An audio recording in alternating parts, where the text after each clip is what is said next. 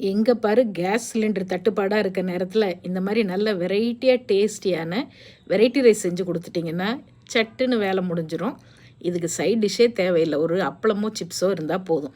2 table spoon நல்லெண்ணெய் ஊற்றிக்கோங்க. 1 teaspoon கடுகு, 1 டீஸ்பூன் உளுத்தம்பருப்பு, ஒரு 2 டேபிள் ஸ்பூன் அளவு வேர்க்கடலை போட்டுக்கங்க. நல்லா பொரிஞ்சோன்னே 2 வெங்காயம், 10 பல் பூண்டு, ஒரு 2 பச்சை மிளகாய் பொடியாக நறுக்கி சேர்த்துக்குங்க.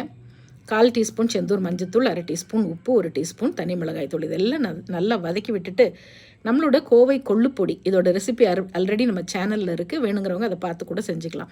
அதில் 2 டேபிள் ஸ்பூன் போட்டு அது கூட நல்லா உதிரியாக வடித்த ரைஸையும் போட்டு கொஞ்சம் கொத்தமல்லியும் போட்டு ஹை ஃப்ளேமில் நல்லா பெரட்டி விட்டிங்கன்னா ஃப்ரைட் ரைஸ் மாதிரி ஒரு வித்தியாசமான டேஸ்ட்டில் ரொம்ப ஹெல்த்தியாகவும் இருக்கும், ரொம்ப டேஸ்ட்டாகவும் இருக்கும்.